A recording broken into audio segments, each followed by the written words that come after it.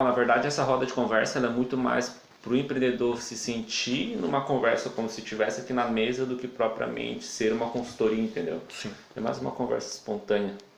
Enfim, a gente fez um levantamento de tema sobre o que o pai quer falar hoje.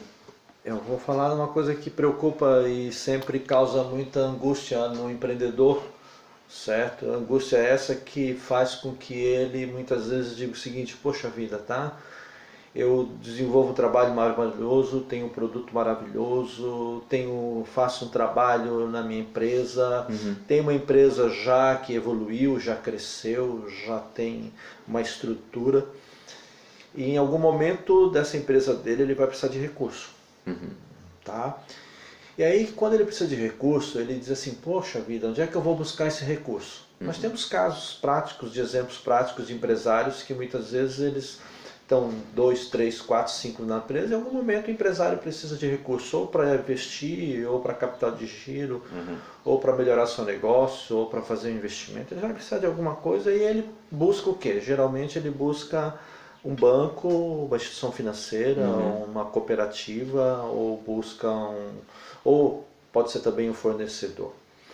E aí quando ele percebe que ele precisa desse elemento, ou dessas pessoas, ou desses clientes que são clientes dele, né, esses fornecedores, ele se depara com um grande problema. Tá? Logicamente, se ele não tiver realmente se preparado para isso. O que acontece? Muitas vezes, quando ele se depara nessa necessidade, ele vai em busca de uma instituição financeira. E quando vai em busca da instituição financeira, a instituição financeira diz o seguinte para ele: tá? Olha, eu te empresto dinheiro, mas cadê teus números? Cadê tua gestão financeira? Cadê o teu ponto de equilíbrio? Cadê a tua lucratividade? Cadê a tua rentabilidade? Cadê a tua... cadê o teu... que a gente chama de margem de contribuição? Enfim, ele vai fazer perguntas chaves que o empresário, logicamente, precisa ter. E como é que ele vai conseguir ter essa informação?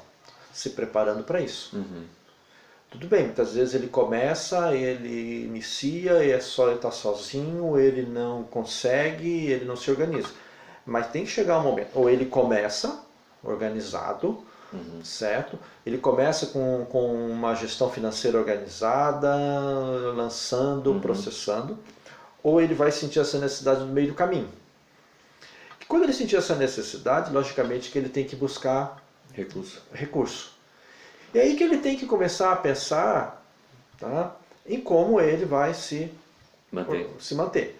Então o empresário tem duas maneiras de percorrer. Ou ele percorre com farol baixo, ou ele percorre com farol alto. A gente já falou. Já falou. E aí o que acontece? Muitas vezes ele não se planeja para o futuro. Sim. Aí o que ele faz? Tá? Ele vai no banco buscar esse recurso, ou o fornecedor, só que ele não está organizado financeiramente. Sim. Ele não tem as informações que o banco precisa. Aí o que acontece? Ele sai de lá muito incomodado: trabalho tanto tempo com esse banco, não sei o quê, eu tenho toda uma história e tal, e ele me pede um monte de informações, e logicamente que ele muitas vezes acaba perdendo um grande negócio. Mas tem que entender que quem está lá do outro lado, né, está olhando ele como empreendedor, ele como empresário, ele como negociador, ele como comerciante, ele como pessoa que produz, mas tem que estar olhando ele também como número. Então ele tem que entender que quando vai numa instituição dessa, tá, ele vai lá numa instituição dessa e ele tem que estar organizado financeiramente. Ele tem que saber exatamente quanto a empresa dele gerou de venda, quanto a empresa gerou de despesa, quanto a empresa dele recebeu, quanto a empresa dele pagou. É porque, de certa forma, o banco vira um investidor, independente da quantidade de juros, né? Sim. Porque eu vejo que às vezes o percentual de juros fala muito enquanto o banco está acreditando em ti e no teu negócio. E às vezes quando tu tem uma perspectiva ou quando tu tem um resultado anterior, tu já transparece isso para o banco de uma forma muito maior. Exato. Então às vezes, por exemplo, tem banco que te oferece 0,90, 0, até menos. E quando a gente olha, vê banco às vezes cobrando 4, 5% de juros ao mês, é por conta de, se ele não tiver como pagar isso nos próximos anos, pelo menos no primeiro ano ele já pagou só em juros o que ele tirou da gente. Exatamente. Então o banco tem que sentir o quê? O banco tem que sentir segurança que vai emprestar aquele dinheiro e vai receber aquele dinheiro, certo? Então quando tu tem uma perspectiva, por exemplo, um levantamento anterior, um resultado anterior do ano passado, de 3 meses atrás, tu entrega isso para o banco vê que os teus resultados anteriores falam e de uma perspectiva de crescimento. Isso. Então isso passa uma certeza para ele que ele vai receber esse dinheiro e que o pagamento vai ser contínuo. Sim. Então... Ele tem o quê? Vai mostrar para o banco que eu tenho organização financeira. Tá? Que eu estou organizado financeiramente. Eu tô dando o quê? Eu estou dando sustentação para aquele meu trabalho de venda, de comercialização. Eu estou dando sustentação. E a sustentação o quê? O que é que o banco vê? O que é que o fornecedor vê? Números. Os resultados. Os resultados. Se tu tem um estoque cheio e tudo mais, isso não interfere. O que interfere é os resultados na conta que tu tem. É o resultado que tem. E como é que tu vai mostrar esse resultado? Tá? Tem duas maneiras. Tu mostra o resultado através da contabilidade, que tem que ser um parceiro. Eu sempre digo o seguinte, tá? O contador tem que ser o teu anjo da guarda. Sim. Tá? Ele tem que estar ali junto de você, te protegendo de fiscalizações, de trabalhista, fiscalizações de fazenda, tá? E ao mesmo tempo ele tem que estar dando a proteção e estar dando a sustentação para que você possa, no momento que precisar do recurso, você tem o balanço, tem o balancete, tem as informações que o banco precisa. Porque o banco vai olhar o quê? Vai olhar números. Sim. Mas você também tem que entender que você tem que ter internamente no teu dia a dia a organização financeira, a tua gestão financeira. Porque senão vai acontecer o quê?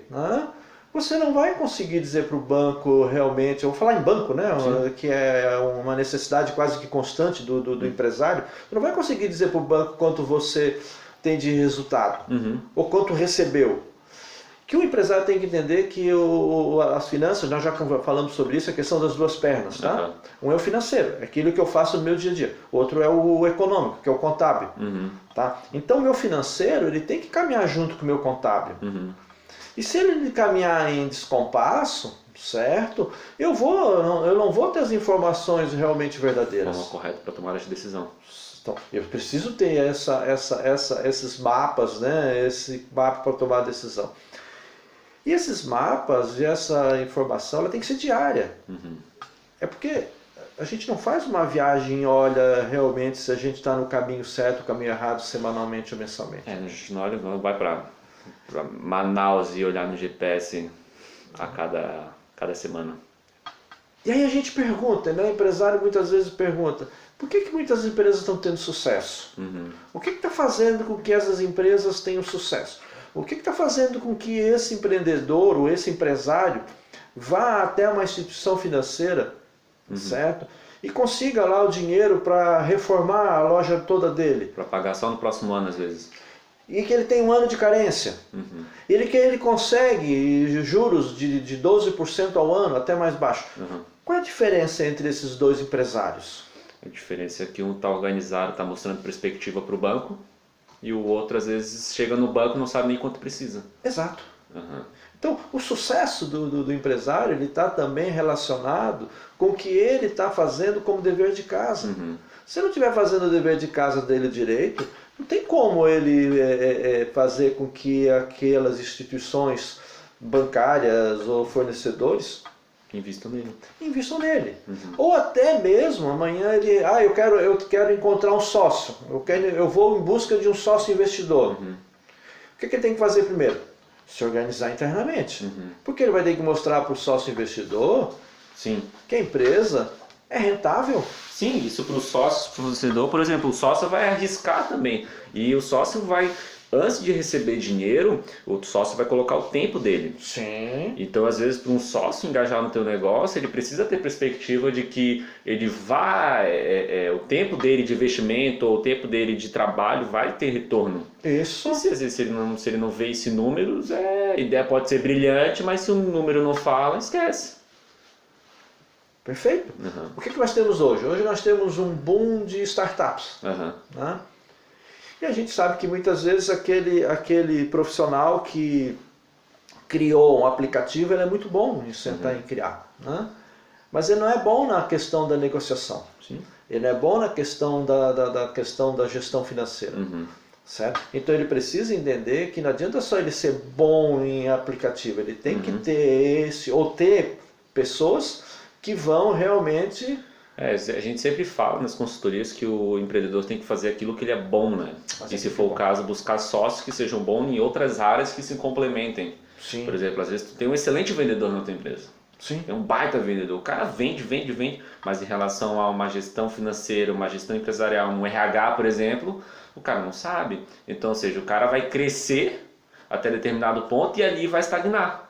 Estagna o crescimento dele ali porque às vezes não consegue dar um passo maior, não consegue pegar um financiamento, não consegue às vezes manter as pessoas na empresa dele porque o cara é bom em vendas, mas o cara em chamar outras pessoas e lidar com outras pessoas não é tão bom. Sim. Então ele estagna. Então a gente sempre diz que um sócio ele pode ser uma chave crucial para o teu crescimento, mas aquele sócio tem que ser bom em outras áreas além da tua.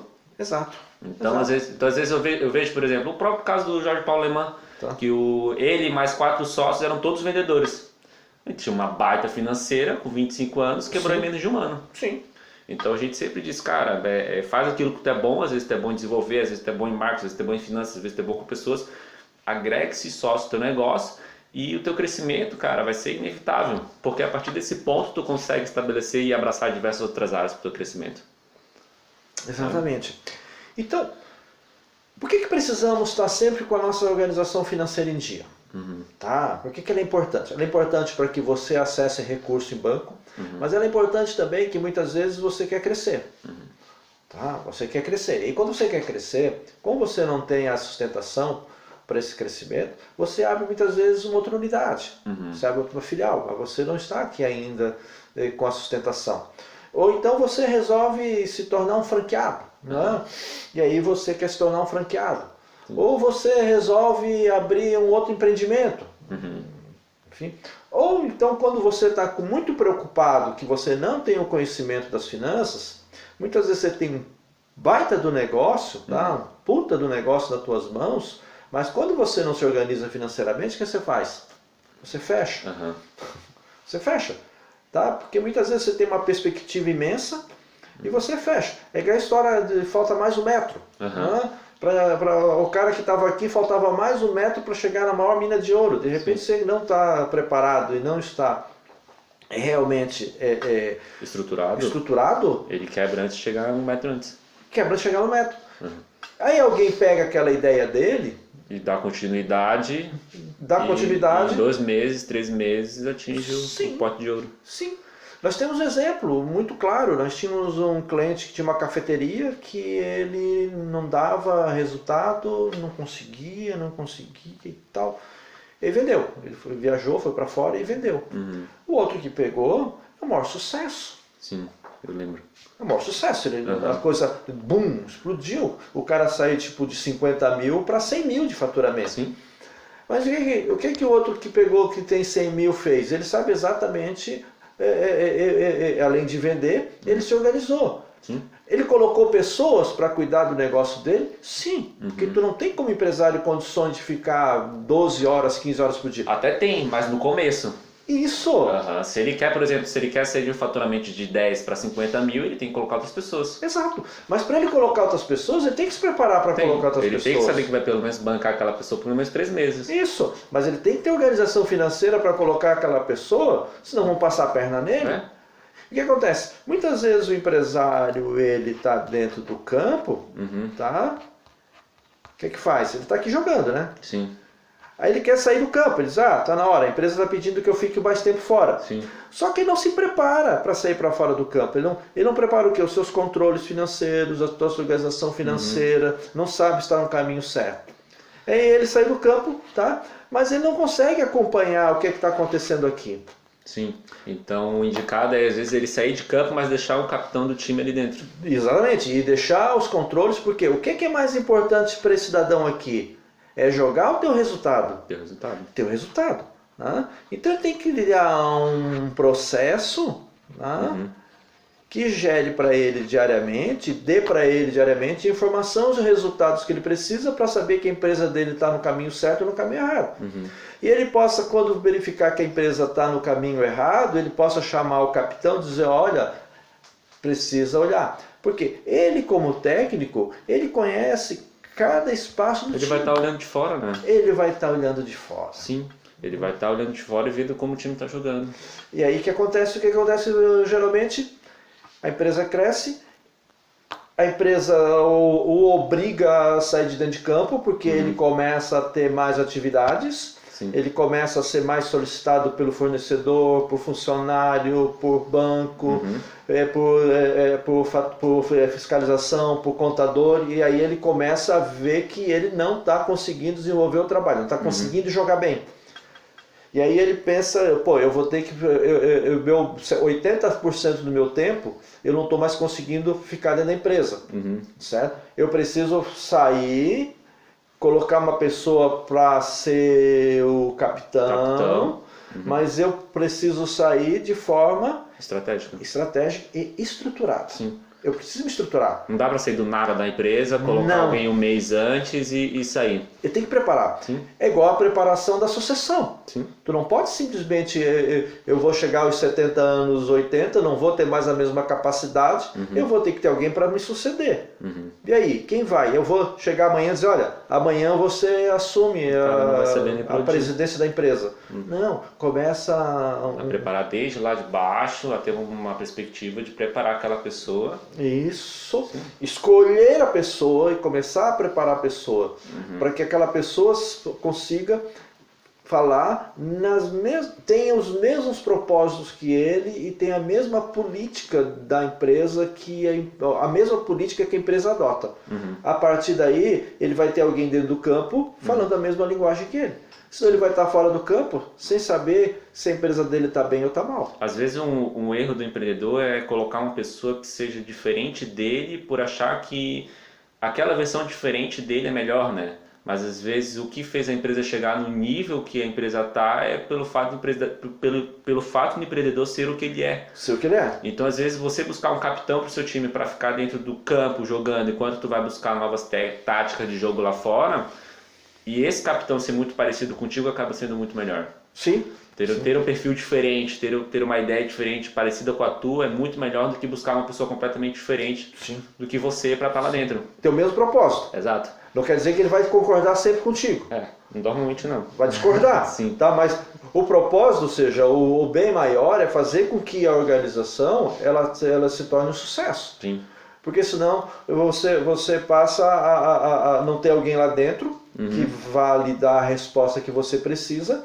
Por quê? Você não preparou aquela pessoa para ficar lá dentro para dar a resposta que você precisa. Vai ser um tumulto maior ainda. Exato. E aí o que acontece? Você fica aqui fora sem estar recebendo as informações do dia a dia necessárias.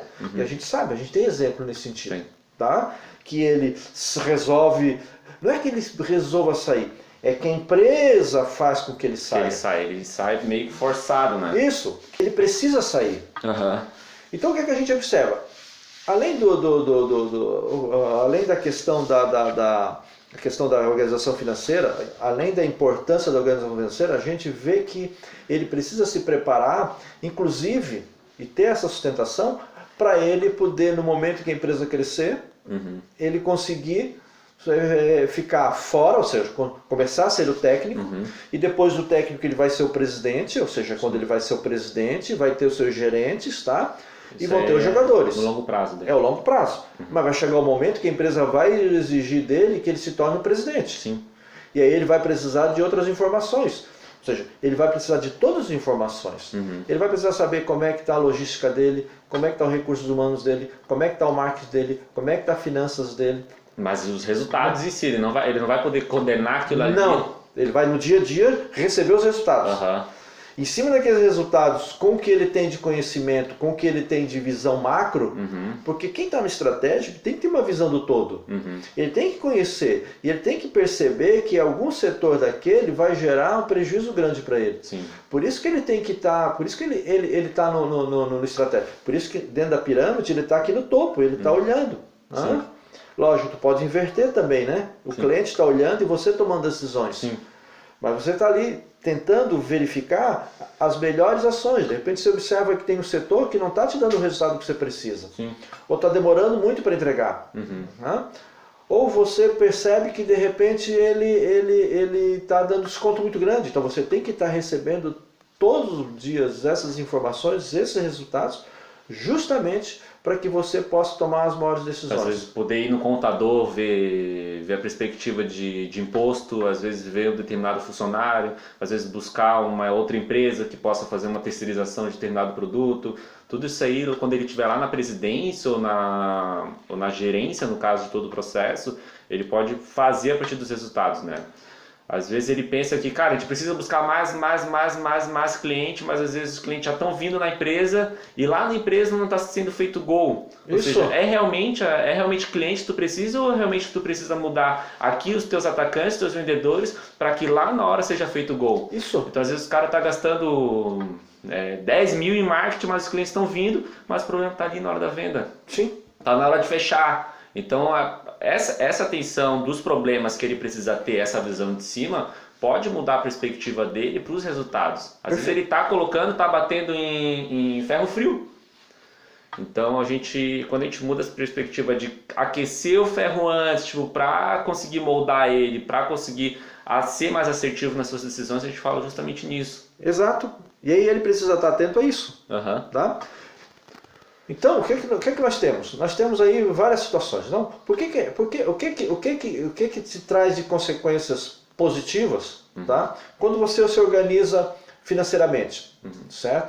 Primeiro que todo mundo vai querer ser seu melhor amigo. Né? Chegar um momento que você vai crescer, então vão aparecer pessoas querendo te vender uma empresa para fazer fusão, vão querer te fazer parceria, então todo tempo vai aparecer. Então todo mundo vai querer ser você é a bola da vez. Tá? Mas você vai chegar no banco, você vai dizer para o gerente do banco, cara, eu preciso de 200 mil, certo? Tá aqui, ó, minhas finanças, tá aqui, eu recebo isso, eu pago isso, eu tenho isso de resultado. Né? Então, o gerente vai dizer, não, vem aqui, assina aqui para mim. Né? Segundo, que muitas vezes você vai chegar para o teu cliente, para o teu fornecedor, e vai dizer que não, cara, olha, eu quero isso aqui de desconto. Ou fazer um prazo maior. Eu quero um prazo maior. Ah, não, pode sim, cara, porque eu comprei de você tudo isso aqui, olha, nesse ano, tá? Cara, eu vou fazer um evento final do ano para o meu pessoal, eu preciso que você me doe alguma coisa para que eu possa fazer esse evento, já que nós somos parceiro. Ah, não dá. Dá sim, cara, tá aqui, olha. O fluxo de clientes na minha loja, por exemplo, vão ver tua marca. Vão ver tua marca. Né? Eu vou querer abrir uma filial, então eu vou querer abrir uma outra unidade, e aí eu vou ter certeza que eu vou abrir aquela unidade e vou conseguir cumprir com as minhas obrigações. Né? Outra coisa que gera, eu vou ter que conseguir o quê? Saber exatamente quantos meses eu vou conseguir manter funcionando se eu tiver algum problema financeiro. Por quê? Porque eu estou gerando reserva. Porque daí, por exemplo, o cara vai fazer um grande investimento, uma filial que seja, vai comprar uma loja nova.